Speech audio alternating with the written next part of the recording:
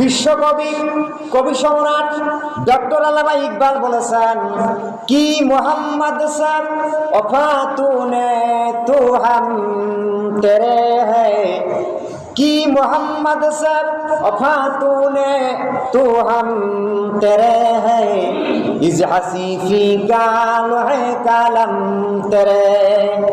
মোহাম্মদ সাল্লাল্লাহু আলাইহি সাল্লাম বাড়ির রান্নাঘর থেকে শুরু করে বঙ্গভবন পর্যন্ত যেভাবে আদর্শ ভিত্তিক আইন কায়েম করে গেছে, তোমরা যদি সেই আইনের ধারা অনুযায়ী চালাইতে পারো, জীবনটা পরিচালনা করতে পারো, আল্লাহ রাব্বুল আলামিন আসমান জমিন দূরের কথা লৌহে মাহফুজ পর্যন্ত তোমাদের মর্যাদা দেবে। বলেন সুবহানাল্লাহ। মসজিদের খতিব হিসেবে কথা বলার জন্য সুযোগ করে দিলেন, তো আমরা সকলেই হৃদয়ের নিংড়ানি আবেগটুকু উজাড় করে দিয়ে সেই মুনিবের দরবারে আমরা শুকর আদায় করি, বলি আলহামদুলিল্লাহ। অতঃপর দরুদ ও সালাম বর্ষিত হোক সেই নবীর প্রতি, নবীকুলের শ্রেষ্ঠ নবী, সরদার নবী, সেরাওয়ারে কায়নাত, আকায়ের নামদার, তাজদারে মদিনায়, বিশ্ব মানবতার মহান শিক্ষক বিশ্বনবী মুহাম্মদুর রাসূলুল্লাহ সকলেই বলি সাল্লাল্লাহু আলাইহি সাল্লামের উপর লাখো কোটি দরুদ বর্ষিত হোক। সংক্ষেপে বলে আল্লাহুম্মা সাল্লি আলাইহি আল্লাহুম্মা বারিক আলাইহি।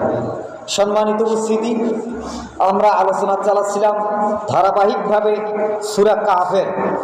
তো মাহে রমাদানের কারণে এটা স্থগিত ছিল। আজকে মাহে রমজান মাসের তৃতীয় জুমা, ঠিক কিনা? 3 নাম্বার সাবজেক্ট। প্রথম গিয়েছে, দ্বিতীয় গিয়েছে, আজকে তৃতীয় জুমা। আর একটা জুমা পড়বে ইনশাআল্লাহ। তারপরে যখন ইনশাআল্লাহ আমাদের মাহে রমাদান শেষ হয়ে যাবে, তখন আমরা যেই ধারাবাহিকভাবে আলোচনা চালাচ্ছি ওই ধারাবাহিকভাবে আলোচনা চলবে নাকাতার। তো আজকে তৃতীয় জুমার সাবজেক্ট হচ্ছে, আল্লাহ পাক বলছেন শাহরুর রমাদান আল্লাজি উনজিলা ফিহিল কোরআন। আল্লাহ পাক বলছেন এই রমজান মাসেই কোরআনটাকে নাজিল করা হয়েছে। বলুন সুবহানাল্লাহ। এই রমজান মাসেই কোরআন নাজিল হয়েছে। তো এরপরে হুদাল লিন্নাস ওয়া বায়্যিনাতিন মিনাল হুদা ওয়াল ফুরকান। কিসের জন্য? মানুষের হেদায়েতের জন্য, মানুষের কল্যাণের জন্য, মানুষের সকল প্রকার সমস্যার সমাধান করার জন্য। এরপরে ফামান শাহিদা মিনকুম শাহরা, যদি তোমরা জীবদ্দশায়, আল্লাহ বলতেছে, মানে পুরো আয়াতের আগে শাব্দিক অনুবাদটা করে নেই, যে আল্লাহ পাক বলতেছে ফামান শাহিদা মিনকুম শাহরা, যদি তোমাদের জীবদ্দশায় কেউ এই রোজার মাসটা পাও, তাহলে কি করবা? ফালিয়াসমহু, তোমরা রোজা দিবা। সুবহানাল্লাহ। আবার কথা আসছে, কিন্তু একই কথা আসছে, মানে দিতেই হবে, কিন্তু বাম, মানে হ্যাশকারি এখানে চলবে না। এরপরে ওমান কানা মারিদা আও আলা সাফারে, ওই আয়াতটা আবার আল্লাহ পাক এখানে 2 বেলা রিপিট করেছেন। যদি তোমাদের মধ্যে কেউ অসুস্থ থাকেন কিংবা সফরে থাকেন, তাহলে কি করতে হবে?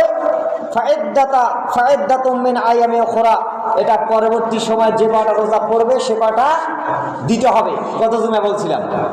আর একান্তই দিতে না পারলে ফিদিয়াতু তাআমু, মিসকিনকে খাওয়াইতে হবে, ঠিক কিনা? তো যাক, আজকে তৃতীয় সাবজেক্ট।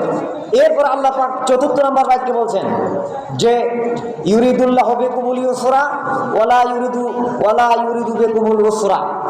এর অর্থ হচ্ছে যে আল্লাহ পাক বান্দার সহজটা চান, জটিল, ব্যতিক্রম, অসুবিধা, কষ্ট, এরকম একটা টেনশন, এইটা আল্লাহ কিন্তু চান না।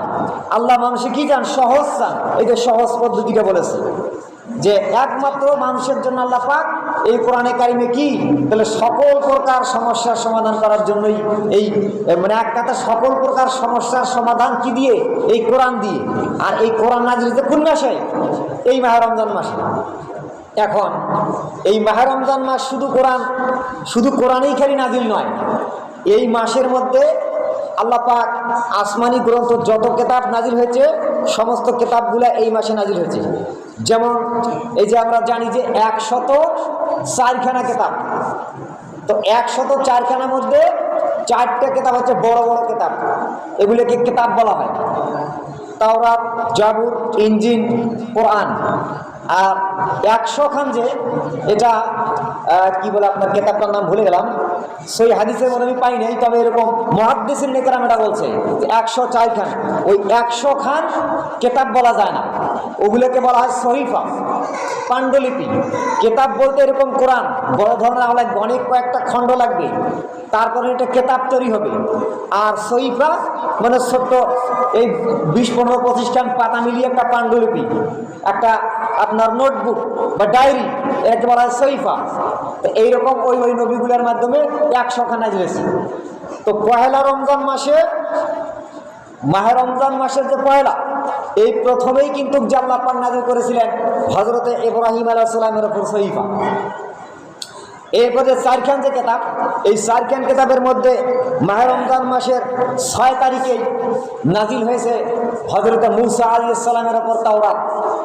এরপরে মাহে রমজান মাসের 13 তারিখে নাযিল হয়েছে হযরতে ঈসা আলাইহিস সালামের উপর ইনজিল। এরপরে 18 তারিখে নাযিল হয়েছে হযরতে দাউদ আলাইহিস সালামের উপর জাবুর কিতাব। আর 24 তারিখে কোরআন বলা হয়েছে, বলে সুবহানাল্লাহ। এইভাবে মোট 4টে কিতাব। এই 100 খান হিসেবে আছে না নাই? আছে। এই 100 খান সহিফার ব্যাপারে মুহাদ্দিসিন ইকরাম, মুফাসসিরিন ইকরাম বলছেন যে আদম আলাইহিস সালামের উপর সহিফা কিতাব নাযিল হয়েছিলেন 10 খান। এরপরে তার ছেলে ছিলেন নাম শীষ আলাইহিস সালাম, তাকেও কিন্তু নবুয়ত দিয়েছে, তার উপর নাযিল হয়েছিলেন 50 খান। তাহলে 50 আর 10 কত হলো? 60। এরপরে ইব্রাহিম আলাইহিস সালামের উপর সহিফা নাযিল হয়েছিল 10 খান। তাহলে 60 আর 10 কটা হলো? 70। আর থাকে কয়টা? আরো 30টা থাকে না?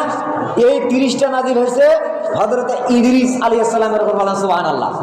তো এই যে 70 30-এ 100, ওদিকে 100 খান গেল গা, আর এইদিকে ফুল মোট 4 খান, মোট 104 খান।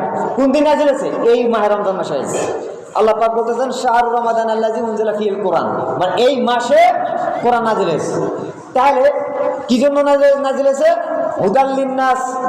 হুদাল্লিন্নাস ওয়া বাইয়িনাতিন মিনাল হুদা, মানুষের হেদায়েতের জন্য।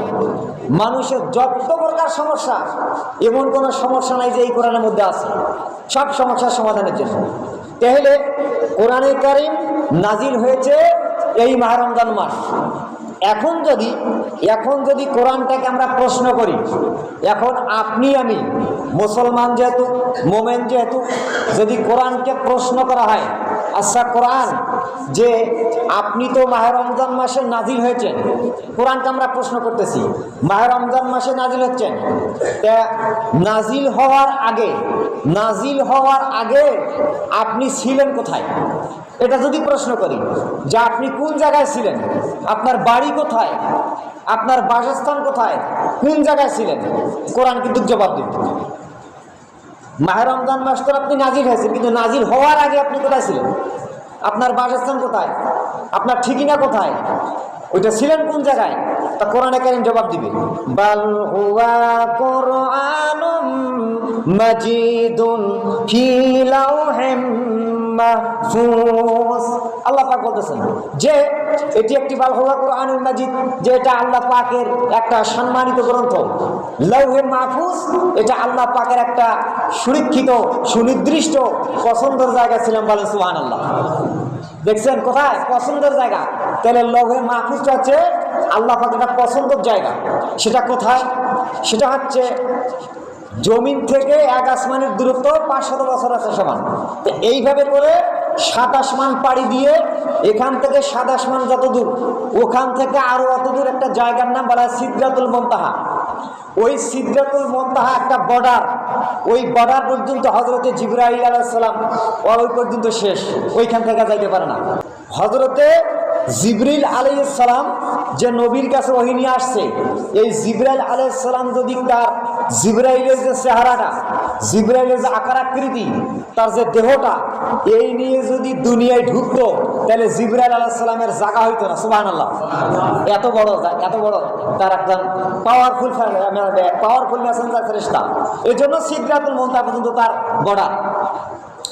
সিদরাতুল মুনতাহা থেকে আরো যতটা গেল অতটা, তেমনি ওই জায়গাকে বলা হয় লাওহে মাহফুজ। ওই জায়গায় আল্লাহ পাক গোটা কোরআনটাকে পৃথিবী সৃষ্টি করার 50,000 বছর আগে লিপিবদ্ধ করে রেখে দিয়েছেন। ওইখান থেকে ধাপে ধাপে ধাপে ধাপে এই যে মাহে রমজান মাসে 23 বছরের পরে নাযিল হতে পারে, সুবহানাল্লাহ। ওখান থেকে 23 বছর আসছে। তাহলে এখান থেকে প্রমাণ হলো যে কোরআন নাযিল হওয়ার আগে ছিল কোথায়? লৌহে মাহফুজে ছিলেন। ওটা কোন জায়গায়?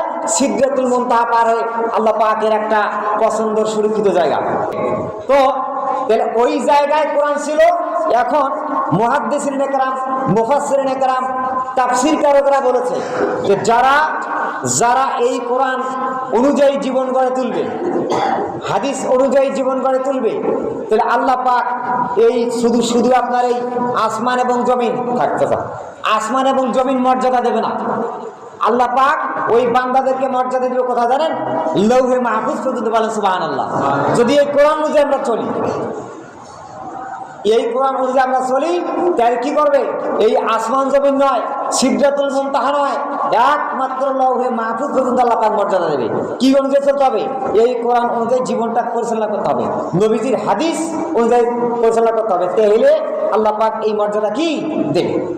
আমার ভাইরা, বিশ্বকবি, কবি সম্রাট ডক্টর আল্লামা ইকবাল বলেছেন, কি মোহাম্মদ সব ওফাতুনে তু হাম তেরে হ্যায়, কি মোহাম্মদ সব ওফাতুনে তু হাম তেরে হ্যায়, ইজ হাসি ফি গাল হ্যায় কালাম তেরে। মুহাম্মদ সাল্লাল্লাহু আলাইহি সাল্লাম বাড়ির রান্নাঘর থেকে শুরু করে বঙ্গভবন পর্যন্ত যেভাবে আদর্শ ভিত্তিক আইন কায়েম করে গেছে, তোমরা যদি সেই আইনের ধারা অনুযায়ী চালাইতে পারো, জীবনটা পরিচালনা করতে পারো, আল্লাহ রাব্বুল আলামিন আসমান জমিন দূরের কথা লৌহে মাহফুজ পর্যন্ত তোমাদের মর্যাদা দেবে। বলেন সুবহানাল্লাহ। দেখছেন কার কথা? ডক্টর ইকবালের কথা। তাহলে এই কোরআন আসছে কোন মাসে? এই মাসে। প্রথম প্রশ্ন করলাম, কোরআন তাহলে নাজিল হওয়ার আগে ছিল কোথায়? কোরআন জবাব দিয়েছে কোথায়? লৌহে মাহফুজ। এই কোরআন অনুযায়ী যে আমরা চলি, মর্যাদা পাবো কোথাকার? লৌহে মাহফুজ। এখন যদি কোরআনকে জিজ্ঞাসা করে, আচ্ছা ভালো কথা, লৌহে মাহফুজে তো তুমি ছিলা কোরআন, তা ওইখান থেকে যে তুমি দুনিয়া আসলে, নাজিল যে হইলা, তা আল্লাহ কি ওইখান থেকে তোমাকে ছেড়ে দিয়েছে, না তুমি কারো মাধ্যমে আসছো? যে তুমি যে দুনিয়ার মধ্যে আসছো, তা ওইখান থেকে কি আল্লাহ ছেড়ে দিয়েছে, না তুমি কারো মাধ্যমে আসছো? তোমাকে কে নিয়ে আসছে? এবং তোমার গার্ডিয়ানকে, তোমার পরিচালককে, তোমার লেখককে? তখন কোরআন জবাব দিবে।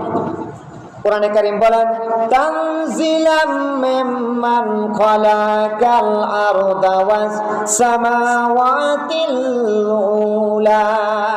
আল্লাহ পাক বলতেছে যে তিনি হচ্ছে সুউচ্চ মর্যাদার অধিকারী, আরশের মালিক, যিনি নবমণ্ডল সৃষ্টি করেছেন, ভূমণ্ডল সৃষ্টি করেছেন। ওই আল্লাহ পাকেই আমার লেখক, ওই আল্লাহ পাকে আমার গার্ডিয়ান, ওই আল্লাহ পাকে আমার প্রভু মুনিব, উনি আমাকে নাজিল করেছেন। বলে সুবহানাল্লাহ। উনি আমার রক্ষণাবেক্ষক, দায়িত্বশীল। এটা গেল ওই পরিচয় পাওয়াতে।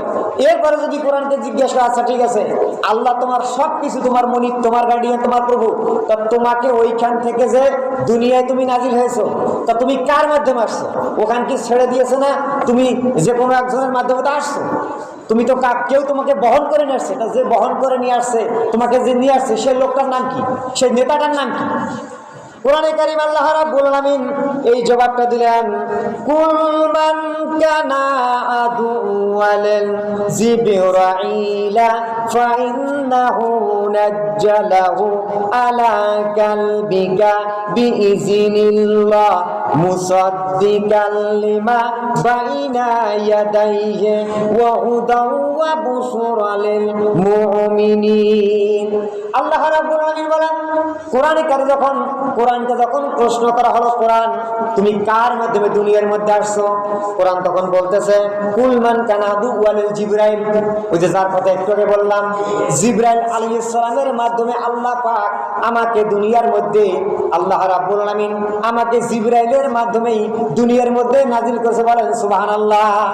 জিবরাইল নিয়ে আসছে এটা, কারণ মুমিন মুত্তাকিদের অন্তরটাকে প্রশান্ত লাভ করার জন্য। বলেন সুবহানাল্লাহ।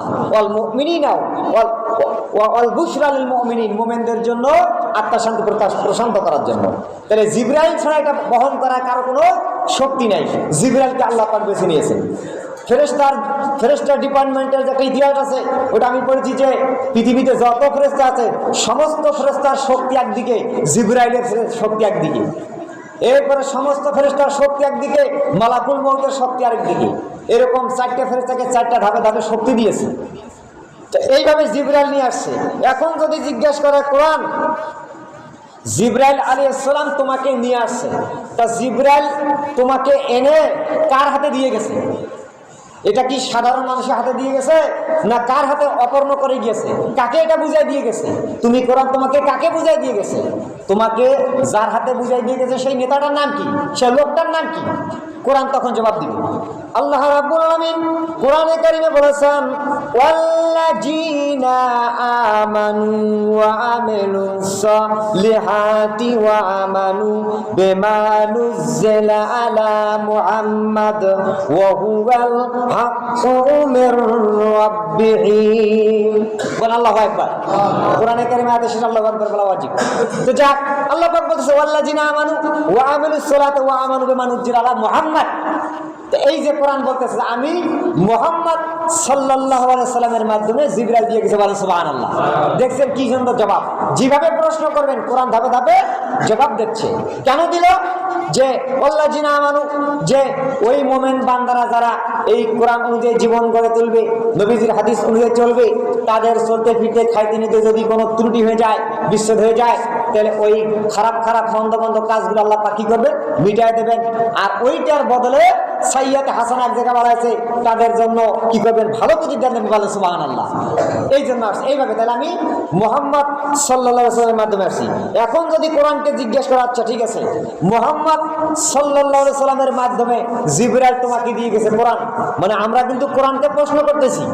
কোরআন বা ইয়াদ রাখেন, খুব ইয়াদ রাখেন যে আমরা কিন্তু কোরআনকে প্রশ্ন করতেছি। কোরআন যে তোমাকে মুহাম্মদ সাল্লাল্লাহু আলাইহি ওয়াসাল্লামের মাধ্যমে দিয়ে গেল, আচ্ছা তো জিবরাইল যে নিয়ে আসিল মুহাম্মদ সাল্লাল্লাহু আলাইহি ওয়াসাল্লামের মাধ্যমে দিল, তো এটা বছরের কোন সাল, কোন মাস, কোন মাসে দিয়ে গেছে? এই যে তখন কোরআন জবাব দেবে যে আট পাঠ করেছি, বলেন সুবহানাল্লাহ। দেখেন আল্লাহ পাক বলতেছে শাহরুর রমাদান আল্লাযী উনজিলা ফীহিল কোরআন। এই যে এই মাসে কোরআন জবাব দিচ্ছে যে আমি মাহে রমজান মাসে জিবরাইল আমাকে নিয়ে এসেছি। এখন যদি কোরআনকে আবার পাল্টা প্রশ্ন করা হয় যে কোরআন আচ্ছা ঠিক আছে, মাহে রমজান মাস তো তুমি আসলে, তা ওটা কি দিনে আসছো না রাতে আসছো? জিবরাইল কি তোমাকে দিনে নিয়ে আসছে না রাতে আসছে? রাতে নিয়ে আসছে। তখন কোরআন জবাব দিবে ইন্না আনজালনাহু ফী লাইলাতিল কদর। কোন রাত? কদর রাতে আসছে, বলেন সুবহানাল্লাহ। এই যে দেখেন জবাব দিলেন কোথায়? তাহলে লাইলাতুল কদর রাতে আমি আসছি, আমাকে জিবরাইল আলাইহিস সালাম নিয়ে আসছে। এখন যদি কোরআনকে আমরা আবার প্রশ্ন করি, আচ্ছা ঠিক আছে, এতক্ষণ থেকে এইভাবে ধাপে ধাপে ধাপে ধাপে জিবরাইলের মাধ্যমে শেষ পর্যন্ত মাহে রমজান মাস আসলাম, মাহে রমজান মাসটা আসছি রাতে আমাকে নিয়ে আসছে। এখন যদি জিজ্ঞাসা করা, আচ্ছা ঠিক আছে, তা তুমি আসলে কেন? তোমার আসার উদ্দেশ্য কি? এটা প্রশ্ন হয় কিনা? কি জন্য আসলে তুমি? এটারও জবাব আল্লাহ পাক দিয়েছে। এই জন্য কোরআনে কারিমে 6232টা, অনেকেই বলে যে 6666টা, এটা একটা ভুয়া। আপনি কোন গুনছিলেন? আমি অন্তত 35 বার গুনছি। 6232টা দেখবেন। 6666টা এটা একটা আন্দাজি মানুষ মৌখিক মিলিয়ে দিয়েছে। 6666টা আয়াত নাই। আপনারা গুগলে সার্চ দিবেন, ওখানে লিখবেন যে কোরআনের মোট আয়াতের সংখ্যা কয়টা, সাথে বেড়ে আসবে। এটা একটা দলিল দিলাম। এইভাবে করে আল্লাহ পাক কোরআনে কারিমে 6236টা আয়াতে যে এরকম ধাপে ধাপে এমন কোন জিনিস নাই। ফার্স্টে বলা হয়েছে কি যে হুদাল লিন-নাস ওয়া বায়িনাতুম মিনাল হুদা, যে কিসের জন্য আসছে? মানুষের হেদায়েতের জন্য, মানুষের সকল প্রকার সমস্যার জন্য। তাহলে এই মাসের মধ্যে আসছে। এখন যদি কোরআনকে জিজ্ঞাসা করি, কোরআন আচ্ছা ঠিক আছে, তাহলে তুমি কেন আসলে? মানুষের কি এমন উপকার হবে? তোমাকে মানলে কি এমন উপকার হবে? কি এমনটা ফয়সালা হবে? কি এমনটা ফায়দা পাবে? কোরআন তখন জবাব দিচ্ছে। আল্লাহ রাব্বুল আলামিন বলেন ইন্না আনজালনা ইলাইকাল কিতাবা বিল হাক্কি লিতাহকুমা বাইনান নাসি বিমা আরাকাল্লাহ। আল্লাহ রাব্বুল আলামিন বলেন নবীজি, নিশ্চয় এই কিতাব আমি আপনার কাছে সত্য সহকারে নাযিল করেছি যে আপনি মানুষের সকল প্রকার সমস্যার সমাধান সম্পাদন করবার জন্য, যাতে করে আপনি এই কোরআন দিয়েই মানুষের বিচার ফয়সালা করতে পারেন, বলেন সুবহানাল্লাহ। সূরা নিসা আয়াত নম্বর 105। দেখেন এমন কোনো কথা নাই যে দলিল নেই, এমন কোনো কথা নাই যে প্রকাশ্য নাই, সব কথা আল্লাহ পাক কি করেছেন? ওপেন করে দিয়েছেন। এই জন্য প্রত্যেক কথা এখানে দলিল ভিত্তিক কথা। আল্লাহ পাক বলছে যদি আমরা এইভাবে করে মানি চলি, তাহলে যদি ছোট ফিটে খাইতে তো বলছিলাম, কত জুমায় বলেছিলাম যে আমরা তো মানুষ মাত্রা ভুল হইতেই পারে, হয় না? ভুল হবে, এরকম সাথে সাথে আমরা সংশোধন হয়ে যাবো, আল্লাহ পাক আমাদের মাফ করবে। তাহলে কোরআন আসছে সকল প্রকার কি সমস্যা সমাধান। আমার ভাইয়েরা, যখন আল্লাহ রাব্বুল আলামিন এই আয়াতে কারীম নাযিল করলেন সূরা নিসার 105 নম্বর আয়াত, তখন আল্লাহ নবী কি করলেন? মক্কায় মসজিদে নববীর মধ্যে একটা নতুন নিয়ম আইন চালু করলেন। যখন আয়াত নাযিল হয়ে গেলেন, তখন আল্লাহ নবী প্রত্যেক দিন এশার সালাত আদায় করলেন। এশার জামাত আদায় করার পরে আমি যে মেহরাবে দাঁড়াইছি এই জায়গার মধ্যে আল্লাহ রাসূল দাঁড়ায় গেলেন। দাঁড়ার পরে হাতের এই জাঙ্গুলটাকে উঁচু করলেন। উঁচু করার পরে লক্ষ্য করলেন মসজিদের দক্ষিণ অথবা উত্তর কোণের মধ্যে আমার স্মরণ হচ্ছে না, আল্লাহ রসুলের মসজিদে একটা জায়গা ছিলেন, জায়গাটাকে বলে আসহাবে সোফা। ওই আসহাবে সোফার মধ্যে প্রায় 70 জন লোক থাকতো। ওই লোকগুলোর বাড়ি নাই, ঘর নাই, জায়গা জমি, বাড়ি ঘর নাই, ঘর নাই, জায়গা নাই, জমি নাই। ওই লোকগুলো ইসলাম কবুল করে বিভিন্ন জায়গায় ঘোরাফেরা করে, রাত হলে সেই জায়গায় ওরা রাত কাটায়। নবীজি যখন আয়াত কারীম নাযিল হয়ে গেলেন, আল্লাহ পাক মানুষের সকল প্রকার সমস্যার সমাধান সম্পাদন করবার জন্য আল্লাহ পাক কোরআন নাযিল করেছেন। তখন আল্লাহ রসুল এশার সালাত আদায় করলেন। করার পরে আল্লাহ রসুল বলছেন, ও আসহাবে সোফার মুসলমানরা, তোমাদের মধ্যে সারাদিন তোমরা কে কোথায় খেয়েছো না খেয়েছো, কিন্তু রাতের মধ্যে কি তোমাদের সকলেরই খাওয়া হয়েছে না কেউ কি না খেয়ে আসো? কারণ আল্লাহ পাক কোরআনে কারীমের মধ্যে সমাধান দিয়েছেন মানুষের সকল প্রকার সমস্যার সমাধান।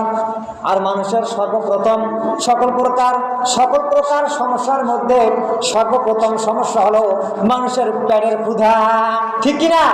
ক্ষুধাটা আগে। এই যে পানি যে পেটটা তুলে তুলে কিছু, এই পেটটা তুলে কোথায় যাচ্ছে? আমেরিকা যাচ্ছে, হাজার হাজার কোটি কোটি টাকা কামাই করছে, তারপরে তার পেট কি ভরে না, পেটটার জন্য। এই সমস্যা ক্ষুধার জন্য, পেটের জন্য। আল্লাহ নবী বলেছেন, ও সাহাবারা, তোমাদের মধ্যে রাতের মধ্যে কি সকল যারা যারা নতুন নতুন মুসলমান সকলের কি খাওয়া হয়েছে? তখন এরকম করে 3 জন সাহাবী হাত তুললেন। হাত তুলে পরে বলতেছে, ইয়া রাসূলুল্লাহ, ইয়া হাবিবাল্লাহ, আমাদের এই 3 জন আজকে খাওয়া হয় নাই। এই 3 জন সাহাবীর আমাদের 3 জন এই রাতের মধ্যে খাওয়া হয় নাই। তখন আল্লাহ রাসূল বললেন, ও সাহাবারা শোনো, একটু দাঁড়াও। দাঁড়ার পর বলতেছে, সাহাবারা, তোমাদের মধ্যে কারা আছো বরকত নেবে, আল্লাহ পাকের রহমত নেবে? ওই যে 3টা মেহমান পাওয়া গেছে, যাও 3 জন মেহমানকে নিয়ে খাওয়াও, রাতের মধ্যে খাওয়াও, তাহলে তোমাদের সংসারের মধ্যে আল্লাহ পাক বরকত ঢেলে দেবেন। যখন আল্লাহ নবী এরকম ঘোষণা করলেন, তখন 3 জন গরিব সাহাবীকে নিয়ে গেলেন। যাওয়ার পর রাতের মধ্যে খাওয়াইলেন। আবার পরের দিন এশার সালাত আদায় করলেন। আবার জিজ্ঞেস করলেন, তোমার রাতের মধ্যে কার আজকে খাওয়া হয় নাই? ওই দিন 2 জন হাত তুললেন। তো রাতের বলতেছে, ইয়া রাসূলুল্লাহ, আমার আজকে 2 জনে খাওয়া হয় নাই। আল্লাহ রাসূল বলছেন, সাহাবারা, তোমাদের মধ্যে কারা আছো বরকত নেবে? 2 জন পাওয়া গেছে আজকে। ওই 2 জন কাকে নিয়ে গেলেন। আবার পরের দিন 3 দিনের দিনে আল্লাহ রাসূল বলছেন, সাহাবারা, আজকে কি তোমাদের সকলের খাওয়া হয়েছে? ওই দিন 1 জন হাত তুললেন। হাত তুলে বলতেছে, ইয়া রাসূলুল্লাহ, আমার আজকে কিন্তু খাওয়া হয় নাই। ওই বাকি 2 জন হয়েছে। নবীজি সাল্লাল্লাহু আলাইহি সাল্লাম লক্ষ্য করলেন, এক নাগারি যে 3 দিন হয়ে গেল, ওই যুবকটা 3 দিনে হাত তুলেছেন। আল্লাহ রাসূল অর্ডার দিলেন, তোমাদের মধ্যে কে আছো বরকত নেবে? এই সাহাবীকে নিয়ে যাও। নিয়ে গেলেন, খাওয়াইলেন। খাওয়ার পর 4র্থ দিনে আল্লাহ নবী ফজরের সালাত আদায় করবার জন্য মসজিদে নববীতে আসলেন। ফজরের জামাত আদায় করলেন। করার পর মেহরাবের সামনে বসলেন। বসার পর জিজ্ঞাসা করলেন, ও সাহাবারা, এক নাগারেতে 3 দিন ধরে তোমাদের মধ্যে আজকে ওই আসহাবে সোফার মধ্যে নতুন নতুন মুসলমানদের এক নাগারে 3 দিন ধরে যার খাওয়া হয় নাই, একটা লোকে 3 দিন খাওয়া হয় নাই, ওই যুবকটার নাম কি এবং সে আমার কাছে একটু হাজির হয়ে যাও, আমি তার কাছ থেকে হাল হকিক শুনবো। বলেন সুবহানাল্লাহ। তার কাছে আমি হাল হকিকটা শুনবো। তার বাড়ি কোথায়, নাম কি, কেন 3 দিন খাওয়া হয়নি, সে থাকে কোথায়, কি করে?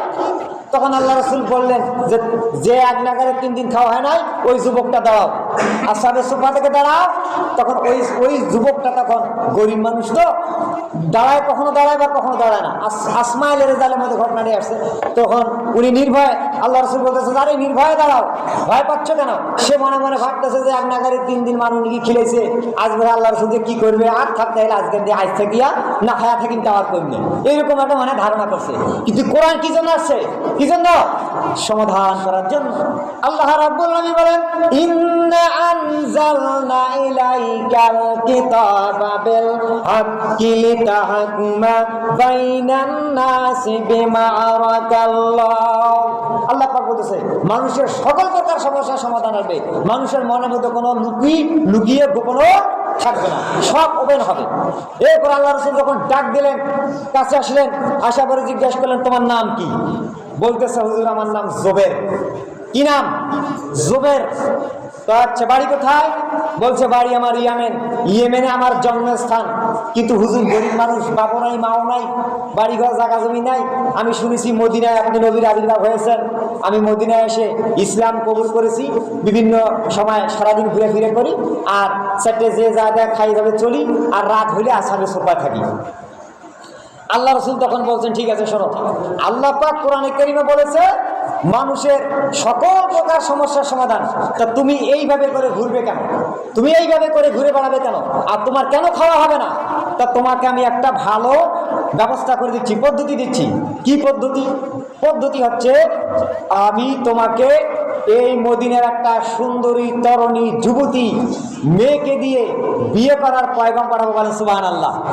যখন তুমি বিয়ে করবে তখন তোমার কিন্তু শ্বশুর বাড়ি হবে, তখন তোমার আর খাওয়ার কোনো অভাব থাকবে না। শ্বশুর বাড়ি হইলে মানুষের কি ভালো ভালো খাওয়া হয়। শাশুড়ি আম্মারা যার আছে তারা কিন্তু জানে শাশুড়ি আম্মারা কিন্তু ভালো ভালো খাওয়ায়। তখন আল্লাহ রাসূল যখন বললেন তখন ওই জুবের কি হয়েছে, চোখ দিয়ে পানি পড়তেছে, চোখ দিয়ে পানি, চোখের পড়া দিয়ে পানি পড়তেছে। রসুল বললেন যে জুবের বিয়ের কথা শুনলে যুবকরা উন্মাদ হয়ে যায়। কি রে দোষ, শুনলাম তোর বাপ নাকি তোর বউ দেখছে, তাই নাকি রে? হ্যাঁ চল, চালিয়ে যাও। দেখেন এই যুবকরা মহা খুশি হয়ে যায় কিন্তু। আর জুবেরের বিয়ের কথা শুনিয়ে কি হয়েছে, চোখ দিয়ে পানি বেড়াচ্ছে। আল্লাহ রাসূল বলছেন যে জুবের কি ব্যাপার, বিয়ের কথা শুনলে মানুষ খুশি হয়, কিন্তু বিয়ের কথা শুনে তোমার চোখ দিয়ে পানি বেড়ালো কেন? কারণ কি? পানিটার জন্য বেড়াইছে যে কিতাবের মধ্যে আছে ওই জুবের সাহাবীটা ছিলেন নাক চ্যাপটা, কালো, মুখটা একটু থাবড়া, মাথার চুল উস্কো খুস্কো, এরকম মনে মনে ভাবতেছে আমাকে আবার কে বিয়ে দিবে, কে আমাকে মেয়ে দেবে। আল্লাহ রাসূল বলছেন জুবের কথা বলো না কেন? কি ব্যাপার? আরে হ্যাঁ না তো একটা বলবে। নবীজি যদি এই কাজটা মাথা দেয়, নবীজি যদি এই কাজটা মাথা দেয়, তা এটা কাজ কি সম্ভব না অসম্ভব? বলেন তো। সম্ভব হবে না? সম্ভব হবে। যেমন এখন বর্তমানে আপনাদের এলাকায় বা আমাদের বর্তমান এমপি আখতারুজ্জামান, উনি যদি একটা কোনো কাজে আলা মাথা দেয়, কাজটা কি সম্ভব হবে না? অবশ্যই। বড় হোক ছোট হোক, যদি একবার মাথা দেয় কাজটা ছিঁড়ি খুঁড়ি নিয়ে আসবে, এরকম ক্ষমতা আল্লাহ পাক ওনাকে দিয়েছে। তো যাক, তাহলে জুবের যখন এরকম করে কাঁদছে, ফুপিয়ে কাঁদছে, আল্লাহ রাসূল বলছে যে জুবের তুমি কাঁদো কেন, তোমার সমস্যা কি? আমি তো তোমার বিয়ের পয়গাম্বার, বিয়ের পয়গাম দেওয়ার জন্য প্রস্তুতি আছে, আমি তো করাচ্ছি, তোমার সমস্যা। জুবের রাদিয়াল্লাহু তাআলা চোখের পানি ছেড়ে দিয়ে বলতেছে ইয়া রাসূলুল্লাহ, ইয়া হাবিবাল্লাহ, আমাকে কে মেয়ে দেবে? এই মদিনা শহর আমাকে এমন কোন ব্যক্তি আমাকে মেয়ে দেবে? আমার তো বাড়িঘর নাই, জায়গা জমিন নাই, আমার তো জমি জমা নাই, কে আমাকে মেয়ে দেবে? যখন আল্লাহ নবী এরকম করে শুনলেন তখন নবীজি বুঝতে পারলেন ছেলেটা হতাশায় ঘুরতেছেন। আল্লাহ রাসূল বলছেন জুবের তোমার বিয়ের ঘটকালীন আমি বিশ্ব নবী করবো। বলেন সুবহানাল্লাহ। আমি ঘটকিগিরি করব, তোমার বিয়ে হবে ইনশাআল্লাহ। এরপর আল্লাহ রাসূল অর্ডার দিয়ে দিলে যে যাও এইখান থেকে মদিনা শহরের ডান দিকে নাম 7 সালবি নামে এক লোক আছে, ওই সময়কার বিরাট বড়, তার একটা কন্যা সন্তান আছে, বয়স 18 বছর, নাম তার জুলফা। এই যে বিয়ে আমি প্রস্তাব দিলাম, তুমি চলে যাও। আল্লাহ রাসূল তখন ডাক দিলেন জুবের তুমি কোন জায়গায় ছিলা? বলছে হুজুর আমি ওই জায়গায় ছিলাম। এই জুবেরের সঙ্গে তোমার কারা কারা ছিল? তখন 2 জন সাহাবীকে ডাক দিলেন। তখন একজন ডান দিকে উঠলেন, একজন বাম দিকে উঠলেন। উঠার পরে বলতেছে যা তোমরা 2 জন হইলে বজ্জাত্র, আর জুবের হইলে পাত্র। আমার ভাইয়েরা, আল্লাহ নবী যখন এরকম করে জুবাইরকে দুইজন বজ্জাত্র যুবক সহকারে ঠিক না দিলেন, দেওয়ার পরে বললেন তোমরা যাও মদিনার ওই যে সাতসালবি নামক যে একটা আমার সাহাবী আছে, ওই সাহাবীর কন্যার সঙ্গে তোমার বিয়ে হবে, গিয়া বলবে আল্লাহ রসুল পাঠায় যে তোমার একটা মেয়ের জামাই। তখন তারা দুইজন এক পা দুপা করে চলে গেলেন। যাওয়ার পর ওই জায়গার মধ্যে গিয়ে দেখতে পেলেন বিশাল আকার এরকম বাড়ি, প্রায় জহরত্ব হয়ে গেছে। যখন মানুষের কাছ থেকে শুনলেন, শোনার পর লোকেরা জিজ্ঞাসা করলো এখানে সাতসালবির বাড়ি কোনটা, দেখায় এই যে বাড়িটা। যখন বাড়ির কাছাকাছি গেলেন তখন বাড়ি দেখায়, দেখে তারা যাওয়া দূরের কথা এক পা যাবার 3 পা পাশে আসে। জুবাইর মনে মনে চিন্তা করলেন আল্লাহ নবী এই বাড়ির কন্যার সঙ্গে আমার বিয়ে দেওয়ার জন্য প্রস্তাব দিয়েছে, আরে তো আমি তো এই বাড়ির দারোয়ানের যোগ্যতা হব না। কেমন কথা এটা, এটা কি বিস্ময় হয়? অথচ পাঠাই দিয়েছে কে? আল্লাহ নবী পাঠাই দিয়েছে। যখন এক পা দুপা করে বাড়ির দুয়ারের সামনে গেলেন, যাওয়ার পর এরকম বাড়ির কড়া নাড়লেন, তখন ভিতরে আওয়াজ আসলো, কে? বলতেছে আমরা মদিনা থেকে আসতেছি, আমরা আল্লাহ রসুলের দরবার থেকে আসতেছি। আপনি কিনা আপনি কি বাড়ি মালিক সাতসালবি? হ্যাঁ সাতসালবি। তার ব্যালকনির মধ্যে তার ওই বয়স তার ওই 18 বছর বয়সের মেয়েটা নাম জুলফা ওই জায়গার মধ্যে দাঁড়িয়ে আছেন। যখন গেট খুলে দিলেন, দেওয়ার পর সালাম দিলেন, সালাম দেওয়ার পরে বলতেছেন কি ব্যাপার, আল্লাহ নবীর দরবার থেকে আসছো, কি নেবে? দান নেবে, সদকা নেবে, জাকাত নেবে? বলো কিসের জন্য আল্লাহ রসুল পাঠায়? তখন একজন কয় তুই ক, এক কয় তুই ক। এরকম দুইজনেরই হোজাহুজি যখন শুরু হয়ে গেছে, তখন সাতসালবি বলতেছে তোমরা জলদি করে বলো কি জন্য নবীজি পাঠাইছেন। তখন ওই দুইজনের একজন বলছে, ও সাতসালবি, আল্লাহর নবী পাঠাই দিয়েছেন, তোমার মেয়ের একটা পাত্র দিয়েছে। বলে সুবহানাল্লাহ, তোমার মেয়ের বিয়ে হবে না, তোমার মেয়ে তো যুবতী হয়ে গেছে, তোমার এই জন্য ভোট হিসেবে একটা জামাই দিয়েছে, পাঠাই দিয়েছে। তখন সাতসালবি যখন শুনলেন, শোনার পর একবার ডান দিক তাকায় আর একবার বাম দিক তাকায়, মাঝেরটা তো পাত্র আর ডানে বামের দুটাকে বজ্জাত্র, আরে মাঝেরটা কেউ পছন্দ করে? যখন ওই দুইজন বললো যে সাতসালবি, আরে আমরা দুইজন না, আমাদের দিকে তাকাও কেন, পাত্র এই যে মাঝেরটা। যখন এই মাঝেরটা দেখা দিচ্ছে, গেট হারাম করে লেগে দিচ্ছে। হ্যাঁ, তুমি আমার মেয়ের স্বামী, আমার জামাই হবে, এটা কেমন কথা? আরে তুমি তো আমার বাড়ির কি বলে আপনার দারোয়ানের যোগ্যতা নাও, এইটা কেমন কথা? যখন এরকম করে হারাম করে গেট লাগাই দিলেন, দেওয়ার পর একটু বকাবকি করতেছেন, তখন ব্যালকনির উপর তার মেয়ে ছিলেন, তার মেয়ে জুলফা ছিলেন। তখন তার মেয়ে তার বাবার কাছে আসলেন, এসে বলতেছে আব্বা যান, আপনি গেটের সামনে কার সঙ্গে বকাবকি করতেছেন? তখন সাতসালবি বলছে, মারে আল্লাহ রসুল তোমার একটা বিয়ের পাত্র পাঠাই দিয়েছে, আমি দেখে আমার অবাক হয়ে গেছি। মেয়ে বলতেছে আব্বা যান, এটা তো খুশির সংবাদ, কারণ আল্লাহ নবী তো আপনাকে আপনার মেয়ের জামাই পাঠাই দিয়েছে, আপনাকে আর খোঁজাখুঁজি করা লাগবে না, আপনি এতে বকার কি আছে? তখন আব্বা বলতেছে, মারে যে পাত্র পাঠায় দিয়েছে তুই দেখলি তোর পছন্দ হবে না, ও তো আমার বাড়ির দারোয়ানের যোগ্যতা নয়।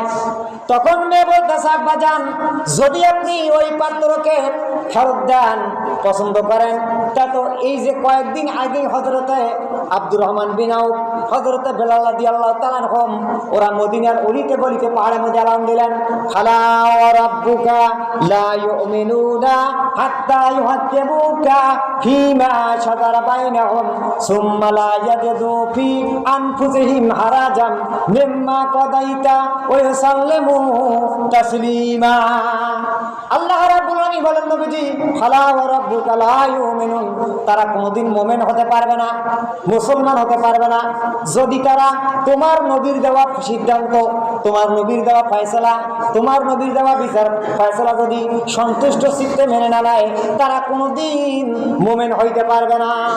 যখন তার কন্যা জুলফা বলতেছে আব্বা জান, আল্লাহ রাব্বুল আলামিন কোরআনে কারীমের মধ্যে বলেছেন, যদি আল্লাহ নবীর দেওয়া ফয়সালা, আল্লাহ নবীর দেওয়া বিচার আপনি সন্তুষ্ট চিত্তে মেনে না নেন, তাহলে আপনি তো মুমিন থাকবেন না। সুতরাং ওই পাত্রকে আমি দেখবো না, আল্লাহ রসুলের আইনটাকে আমি প্রাধান্য দিলাম। বলেন সুবহানাল্লাহ। শেষ পর্যন্ত কি হয়ে গেল দেখেন, এখানে শিক্ষা আছে কিন্তু। এই যে মেয়ে দেখেন কোন দিক দিয়ে তিনি ব্রেন খড়াইছে, শেষ পর্যন্ত ওই পাত্রের সঙ্গে তার বিয়ে হয়ে গেল। আল্লাহ বলতেছে ইন্না আনজালনা ইলাইকাল কিতাবা বিল হক, যে মানুষের সকল প্রকার সমস্যার সমাধান করার জন্য কি এই কোরআন আসছে। কোন মাসে? এই মাহে রমজান মাসে। কোন দিন? লাইলাতুল কদর আছে। কে নিয়ে আসছে? জিবরাইল নিয়ে আসছে। এনে দিছে কার হাতে? নবী মুহাম্মদুর রাসূলুল্লাহ সাল্লাল্লাহু আলাইহি ওয়াসাল্লাম। দেখেন এই যে তাহলে আল্লাহ পাক বলছে, আলোচনার মূল সাবজেক্ট এটাই ছিল যে এই মাসে কোরআন দিয়েছি ধাপে ধাপে ধাপে ধাপে। তাহলে এই কোরআন থেকে আমাদের কি করতে হবে? শিক্ষা অর্জন করে চলতে হবে। এই কোরআন আছে সকল প্রকার সমস্যার সমাধানের জন্য। এই জন্য আল্লাহ পাক এই মাসে দিয়েছেন যে একটা ভালো কাজ করবেন আপনি 70টা সমান পাবেন, আর একটা নফল ইবাদত করলে ফরজের সমান। এই জন্য তাহলে এইভাবে যদি আমরা জীবনযাপন করে চলি, তাহলে আল্লাহ পাক বলছে কি লাউহে মাহফুজ পর্যন্ত আমাদের মর্যাদা দেবে। তাহলে এইভাবে করতে হবে। আর এই শুধু খালি মাহে রমজান মাসেই নয়, আমি আরো কথাটা আবার বলি যে এই হুড়াহুড়ি নামাজ অমুক তমুক, মাহে রমজান মাসও শেষ আবার নামাজও শেষ, এটা হবে না ভাই। কারণ এই মাসটা হচ্ছে আপনাদের প্রশিক্ষণ, ট্রেনিং। আপনি 11 মাস কিভাবে চলবেন এই মাস থেকে আপনাকে শিক্ষা করতে হবে। এটা হচ্ছে মূল সাবজেক্ট গেল। এখন আমি আপনাদের সামনে এই যে যুবক ভাইদের নিয়ে একটু অপারেশন থিয়েটার ঢুকবো। এখন যুবক ভাইদের নিয়ে কি যে একটু যে সেটা হচ্ছে যে এই যে যুবক ভাইরা যদি ওই ধরনের যুবক এখানে থেকে থাকে, তাহলে এটা শোনার পরে সে হয়তো বা শিক্ষা অর্জন করার জন্য আল্লাহ পাক তাকে তৌফিক এনায়েত করবে। সেটা হচ্ছে যে যুবক ভাইরা যে প্যান্টগুলো যে পরে পরিধান করে, জিন্সের প্যান্ট, আচ্ছা পরেন, বারণ করবো না আমি। তা আপনারা একটু চিন্তা করেন ভাই, যে প্যান্টগুলো যে পরেন, এই প্যান্টগুলো পরলে আপনার যখন পেশাবের চাপ আসবে আপনি তো বসে পেশাব করতে পারবেন না। পারে যারা ওই প্যান্টগুলো পরে বসে পারে। অধিকাংশ যুবকরা কি করে, ওরা একটা প্রাচীরের সামনে বা আড়ালে গিয়ে সেন খুলে দাঁড়ে ব্রাশ পার করে দেয়। আর দাঁড়ে পেশাব করা তো হারাম। আর দাঁড়ে যারা পেশাব করে, শোনেন কান খোলা করে, দাঁড়ে যারা পেশাব করে এদের ওই পেশাব করতে করতে করতে ওই পেশাবের জায়গায় ওই পেশাব ক্লিয়ার পেশাব হয় না। কিন্তু লক্ষ্য করবেন, ক্লিয়ার পেশাব জীবনও হবে না। আপনি বসে পেশাব করবেন, পেশাবের যখন শেষ 3টে কাশি মারবেন, পেশাব আপনার নিংড়ি বেড়ে যাবে। আর যদি দাঁড়ে পেশাব করেন ওটা জীবনে ক্লিয়ার হবে না। ওই জায়গায় পেশাব 2-1 ফোঁটা 3 ফোঁটা থেকে যায়। ওইটা থেকে যাওয়ার কারণে 1 মাস 2 মাস 3 মাস 5 মাস 7 মাস 1 বছর যখন পার হয়ে যাবে, তখন ওই জায়গায় একটা ফিস্টুলা নামের রোগ তৈরি হয়। মনে করছেন হুজুর খালি এই কোরআন হাদিসে বলছে 120 প্রকার কেতাব আছে আমার কাছে। ফিস্টুলা নামে যখন রোগ তৈরি হবে, তখন ওই যুবকের বিয়ে হবে, বউ থাকিবে, তা সংসার শান্তি হবে না। দেখবেন 2 বছর 3 বছর 5 বছর 7 বছর হয়ে গেছে আর বাচ্চা হয় না। কেন হয় না? কি করে হয় না? এলে সাবধান, হুঁশিয়ার করে দিলাম। এই ব্যাপারে এগুলো আমি ওগুলো বলবো না, ইউটিউবে আমার নামে ছাড় দেন, এগুলোরও চিকিৎসা আমি দিতে পারি মাশাআল্লাহ। তো এগুলো আমি স্বপ্নেও ইনশাআল্লাহ শিখছি, কিছু তদবির ঘাটাঘাটি করছি, এরপরে স্টাডি করছি, ভালো করে যেটুকু পাইছি। এর জন্য এই জিনিসগুলো বক্তব্য তো দিলে খালি শুধু কোরআনই নয়, চতুর্দিকে যাচাই করা লাগে। এরপরে দেখেন যুবকরা সাবধান হয়ে যাবেন। এরপরে এদের স্বপ্নদোষ হয়, স্বপ্নদোষটা চিরতরে বন্ধ হয়ে যাবে। আমার সঙ্গে ফোনে যোগাযোগ করবেন, এমন কোরআন হাদিস দ্বিতীয় দিক দেবো। এরপরে আসেন যুবতীদের মা চাচি খালারা। শোনেন, এই যে যুবতীদের মা চাচি খালা ফুপু ভাবি ভাতিজি ভাগ্নি, এদের কারো 1 মাস 3 মাস 5 মাস 7 মাস 1 বছর পিরিয়ড বন্ধ হয় না। কি জন্য হয়? ওদের কিছু নিয়ম কানুন আছে। এই নিয়ম কানুন চলার ক্ষেত্রে এটা বন্ধ হয়ে যায়। আর যখন এটা 1 বছর পার হয়ে যাবে, তখন বাচ্চার যে জরায়ুটা বিয়ে হওয়ার সাথে বাচ্চার যে জরায়ুটা, ওই জরায়ুর মধ্যে ইফরিত নামে একটা জিন আছে, ওর চামচা খোঁজা মারার সাথে ওটা বন্ধ করে দেয়। আর বন্ধ করে দেওয়ার ছাড় ওটা তখন আর বাচ্চার বেবি কনসেপ্ট নেয় না। এইটা যদি আপনারা ক্লিয়ার হবার চান, তাহলে ফোনে যোগাযোগ করেন, ইনশাল্লাহ ওই যে 1 বছর 2 বছর 3 বছর 5 বছর সইল হয় না। বা মাদ্রাজ যান, ভারত যান, কলকাতা যান। আরে মাদ্রাজ ভারত যাওয়া লাগবে কেন? আপনি মুসলমান না? আপনি মোমেন না?